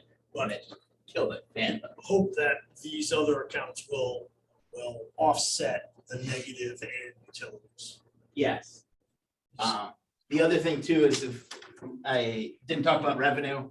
So right now, it looks like we haven't hit our budgeted number of revenue at the end of May by 356,000. The $750,000 that we are gonna take from LoSiP, we haven't filed for yet because we're waiting on more bills. So the second we file for the $750,000 for LoSiP, our intergovernmental revenues, that looks like it's $1.1 million in the hole. 750,000 of that is that. So now. And everything that the tax collector collects this month. It's not a big collection month, so it's not gonna be huge. But she collects something every month, or they collect something. The miscellaneous charges, that's basically the capital non-recurring, Yeah, and that's why it's as high as it is, because we carry that over anyway. well, it's a journal entry. Okay. So technically, I haven't done the journal entry yet. If we didn't have room elsewhere, the board does have the ability to like, it would be a conversation we have. I wouldn't make that decision on my own of going, all right, instead of funding the CNR at 650 this budget year, we'll do it at 550. I hope that's not the case. It's part of the reason I would book the journal entry. I could always book another journal entry to lower it. And there is, CNR has 1.1 unallocated right now. Yeah. So there is enough room for that. That's always like one of my fail safes. But that's, we should fund CNR $650,000 is what the people voted on. It's what the boards voted on. But we don't want to have to go to the townspeople and go, we don't have enough money, we need to do a budget adjustment. You know, there are room. You do not have room with the ADC for the pensions. You know, we talk about protecting bond ratings, like that one you do. You know, like, so you Don't screw that. where you have room, you kind of save those rooms for the end and then, you know, I could do a journal entry now and book the 650. But to my head, I left it blank so we could have that conversation too of like, if we needed to, that's where we go to. Because Don't do it, it feels like they have more money. Sounds like we're not putting anything in that stabilization tax thing this year. Maybe not. Why not? So, Does anybody want to make a motion? I make a motion, we adjourn. Well, how about Brad's nice? Go for it. Oh, okay. Yeah. I'm sorry, Make a you know motion- what? I make a motion to I accept. needed you there for a minute. I would like to make a motion that we accept Brad's report as presented tonight. Do I have a second? Thank you, Bob, for the second. I appreciate put them in it. the record. All in favor on the motion? I Let the record show. John, do you want to make a motion? I would make a motion, we adjourn. Do we have a second? Day. I would like to discuss it a little bit. I think we should. All in stay favor? for Thank you. 1 minute. Thank you tonight. I think it was a good meeting. Cynthia, thank you. and I hope you feel better, okay? Peace out. Thank you. Hey, everyone. I did an excellent job.